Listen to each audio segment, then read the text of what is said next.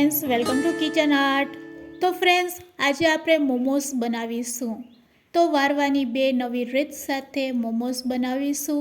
પહેલી વાર બનાવશો તો પણ ખૂબ જ પરફેક્ટ બનશે. સાથે બનાવીશું લાલ મોમોસ ચટણી. એકદમ ઇઝી છે અને જો પહેલી વાર બનાવતા હોય તો મારી શીખાડેલી આ ટિપ્સ તમે ખાસ ફોલો કરજો. બધી ટ્રીક અને ટિપ્સ સાથે ચાલો રેસીપી શરૂ કરીશું. રેસીપી સારી લાગે તો લાઇક અને શેર કરજો. મારી ચેનલ ઉપર નવા હોય અને મારી ચેનલને હજુ સબસ્ક્રાઈબ ન કરેલ હોય તો સબસ્ક્રાઈબ કરી બાજુનું બેલ બટન દબાવવાનું ભૂલશો નહીં, જેથી કરીને તમને મારા નવા વિડીયોનું નોટિફિકેશન મળતું રહે. પરફેક્ટ માપ માટે આપણે વાટકી અથવા તો કપ સેટ કરી લેશું. તો અહીંયા મેં 1 કપ જેટલો મેંદો લીધેલો છે. તેમાં થોડુંક મીઠું નાખીશું અને 1 ચમચી જેટલું આપણે તેલ એડ કરવાનું છે. તેલ એડ કર્યા પછી અહીંયા તે જ કપના માપથી આપણે પાણી લેશું અને થોડુંક પાણી નાખીને કઠણ લોટ બાંધવાનો છે. ના તો રોટલી જેવો ના તો ભાખરી જેવો એવો આપણે લોટ બાંધીશું. તો આ રીતે આપણે થોડુંક પાણી નાખી અને લોટ બાંધશું. હાથમાં થોડુંક પાણી લઈને તમે લોટ બાંધશો એટલે લોટ એકદમ પરફેક્ટ બંધાશે. તો ફક્ત અડધા કપ જેટલું જ પાણી જરૂર પડી છે. અડધા કપ જેટલા પાણીમાં આપણો લોટ સરસ બંધાઈ ગયો છે. થોડુંક તેલ લગાડીને આપણે લોટને સાઈડમાં રાખી દઈશું. લોટ બંધાયા પછી સ્ટફિંગ બનાવીશું. સ્ટફિંગમાં કોબી, ડુંગળી, કેપ્સિકમ અને ગાજરની જરૂર પડે છે. તો સૌથી પહેલાં કોબીને આપણે અડધી કરી લેશું. અડધા ભાગ જેટલી કોબી અહીંયા આપણે લઈ લેશું. 15 મોમોસ બનાવવા માટે એટલી કોબી ઇનફ છે. તેને રફલી કટ કરી લેવાની છે અને રફલી કટ કર્યા પછી ચોપરથી તેને ચોપ કરી લેશું.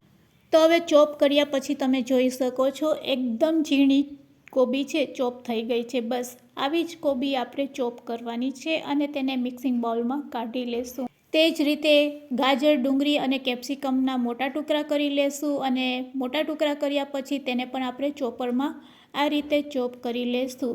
તો ચોપરમાં ઇઝીલી આ બધી વસ્તુ સરસ ચોપ થઈ જાય છે. તો કોબીનું પ્રમાણ વધારે રાખવાનું છે. જ્યારે ગાજર, કેપ્સિકમ અને ડુંગળી મળીને કોબી જેટલું માપ થાય એટલે કે 1 કપ જેટલી કોબી આપણે સમારેલી લીધી હોય ચોપ કરેલી, તેની સામે 1 કપ ગાજર, ડુંગળી અને કેપ્સિકમ સમારેલું લેવાનું છે, ચોપ કરેલું. હવે તેમાં આપણે મીઠું એડ કરી દેવાનું છે. મીઠું એડ કર્યા પછી તેને આપણે આ રીતે એકવાર મિક્સ કરી લેશું અને 10 મિનિટ માટે રેસ્ટ આપીશું. 10 મિનિટ પછી તેમાંથી પાણી રિલીઝ થશે અને આ પાણીને આપણે દૂર કરવાનું છે. મોમોસ બનાવવા હોય તો તેનું સ્ટફિંગ એકદમ ડ્રાય હોવું જોઈએ અને ડ્રાય બનાવવા માટે આ પ્રોસેસ ખાસ કરવી પડે છે. તો તમે જોઈ શકો છો પાણી રિલીઝ થઈ ગયું છે. હવે આ પાણીને દૂર કરવા માટે કાણાવાળું વાસણ લેશું અને વાસણ ઉપર આપણે કોટનનું કપડું રાખવાનું છે. તૈયાર કરેલા સ્ટફિંગને તેમાં લઈ લેશું અને હવે આપણે કોટનના કપડાને હાથેથી આ રીતે મુઠ્ઠીમાં લઈ લેશું અને પ્રેસ કરતા જશું અને જેટલું પણ પાણી આ રીતે દૂર થાય તેટલું આપણે પાણી દૂર કરી લેશું. પાણી દૂર કર્યા પછી પાણીને ફેંકવાનું નથી. આ પાણી હેલ્ધી હોય છે એટલે આપણે ચટણીમાં તેનો ઉપયોગ કરીશું. તૈયાર કરેલા આ સ્ટફિંગને હવે આપણે વઘારીશું. તો ગેસ તરફ જાશું અને ગેસની ફ્લેમ ચાલુ કરી તેમાં 1 ચમચી કરતાં પણ ઓછું તેલ આપણે એડ કરવાનું છે. તેલ સારું એવું ગરમ થઈ જાય એટલે અડધી ચમચી સમારેલું આદું અને સમારેલું લસણ 1 ચમચી જેટલું સાતરી લેશું. તેલમાં સાતર્યા પછી જે સ્ટફિંગ આપણે તૈયાર કરેલું છે ડ્રાય, તે એડ કરી દેવાનું છે. ડ્રાય સ્ટફિંગને એડ કર્યા પછી ગેસની ફ્લેમ એકદમ હાઈ રાખવાની છે અને હાઈ ફ્લેમ ઉપર જ તેને 30 સેકન્ડ આ રીતે સાતરી લેશું. પછી તેમાં સ્વાદ મુજબ મીઠું નાખવાનું છે. મીઠું અને સાથે મરી પાવડર અડધી ચમચી. સાથે અહીંયા આપણે 2 સોસ એડ કરશું. સોયા સોસ અડધી ચમચી અને અડધી ચમચી ચીલી સોસ. બધા સોસ એડ કર્યા પછી ફરીથી આપણે સ્ટફિંગને મિક્સ કરી લેશું અને થોડી કોથમરી નાખી દેશું. લીલી ડુંગળી હોય તો લીલી ડુંગળી તમે એડ કરી શકો છો.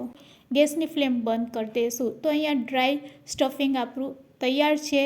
આ સ્ટફિંગને આપણે ઠંડુ થવા દેશું. રૂમ ટેમ્પરેચર ઉપર આવે ત્યાં સુધી આપણે તેની સાથે ખાવાની મજા પડી જાય તેવી લાલ મોમોસ ચટણી બનાવીશું.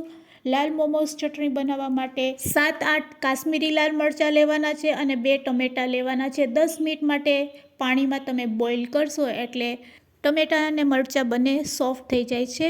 ઠંડા કર્યા પછી જ આપણે તેને મિક્સર જારમાં લેશું. ટમેટાની ઉપરની છાલ દૂર કરી લેવાની છે અને પછી જે આપણે વેજીટેબલ્સનું પાણી રાખેલું છે તે એડ કરવાનું છે. વેજીટેબલ્સનું પાણી એડ કર્યા પછી તેમાં મીઠું અને લસણની 2-3 કળી એડ કરી દઈશું. સાથે તેમાં અહીંયા સોયા સોસ અડધી ચમચી સાથે 1 ચમચી જેટલો ટમેટો કેચઅપ એડ કરવાનો છે અને બસ હવે તેને ગ્રાઇન્ડ કરી લેશું એટલે રેડ મોમોસ ચટણી તૈયાર થઈ જશે. અહીંયા તમારે ખાંડ નાખવી હોય તો 1 ચમચી ખાંડ પણ એડ કરી શકો છો. રેડ મોમોસ ચટણી તૈયાર છે. ફ્રેન્ડ્સ, આ વિડીયો તમે ક્યાંથી જોઈ રહ્યા છો તે મને કોમેન્ટ્સમાં જરૂરથી કહેજો. હવે આપણે મોમોસ બનાવીશું. રેસ્ટ આપ્યા પછી લોટમાંથી આ રીતે નાના નાના આપણે લુવા તૈયાર કરવાના છે. લોટને થોડોક મસરી લેવાનો છે અને આ રીતે પાટલા ઉપર તેને પૂરીની જેમ વણી લેશું. એકદમ આછી પૂરી અહીંયા આપણે તૈયાર કરવાની છે. તૈયાર કરેલા સ્ટફિંગમાંથી 1 ચમચી જેટલું સ્ટફિંગ આપણે પૂરીમાં લઈ લેશું. સ્ટફિંગને વચ્ચોવચ્ચ સેટ કરી દેશું. મોમોસ વાળવાની એકદમ ઇઝી રીત છે. તો આ રીતે હાથેથી આપણે વાળતા જઈશું, પ્રેસ કરતા જઈશું. જે રીતે આપણે સારીમાં પાટલી બનાવીએ છીએ તે જ રીતે પાટલી બનાવી પ્રેસ કરી અને આ રીતે આપણે મોમોસ તૈયાર કરશું. એકદમ ઇઝી રીત છે. પહેલાં 2 મોમોસ કદાચ તમારાથી પરફેક્ટ ન બને પણ ત્રીજી વાર તો એકદમ પરફેક્ટ તૈયાર થઈ જશે. તો આ રીતે તૈયાર કર્યા પછી તેને કવર કઈ રીતે કરશું. તો મેંદો હોય છે એટલે ઇઝીલી તે આ રીતે કવર થઈ જાય છે અને પ્રેસ કર્યા પછી અહીંયા આપણો મોમોસ તૈયાર છે. તો બસ આ રીતે તમે ઇઝીલી મોમોસ બનાવી શકો છો. અને તેનાથી પણ હજી એક રીત સહેલી છે. તેમાં પણ તમારે તે જ રીતે વારવાનું છે પણ અડધું મોમોસ આ રીતે વાર્યા પછી જે ભાગ અડધો રહી જાય છે તેને આ રીતે પ્રેસ કરી દેવાનું. તો છે ને એકદમ ઇઝી રીતે તો તમે 2 રીતથી મોમોસ તૈયાર કરી શકો છો. તો તમને કઈ રીત વધારે સહેલી લાગી છે તે મને કોમેન્ટ્સમાં જરૂરથી કહેજો. અહીંયા આપણા મોમોસ તૈયાર છે. બસ તૈયાર કરેલા આ મોમોસને આપણે સ્ટીમ કરવાના હોય છે. તો સ્ટીમરમાં પાણી પહેલાં ગરમ કરી લેવાનું છે. પછી કાણાવાળી પ્લેટ તેમાં સેટ કરવાની છે અને બધા જ મોમોસ છે તેને આપણે આ રીતે કાણાવાળી પ્લેટમાં ગોઠવી દઈશું. તો મોમોસને છૂટા જ ગોઠવીને સ્ટીમ કરવાના હોય છે. અને જ્યારે સ્ટફિંગ ભરીને મોમોસ તૈયાર કરતા હોય છે ત્યારે પ્લેટ ઉપર કપડું ઢાંકતું જવાનું એટલે મોમોસ ડ્રાય ન થાય. અને સ્ટીમ કરતી વખતે એક વખત તેના ઉપર તેલ લગાડી દેવાનું. 10 મિનિટ માટે લીડથી ઢાંકીને તેને સ્ટીમ થવા દેશું. હાઈ ફ્લેમ ઉપર તમે સ્ટીમ કરશો એટલે 10 મિનિટમાં જ મોમોસ છે તે તૈયાર થઈ જાય છે.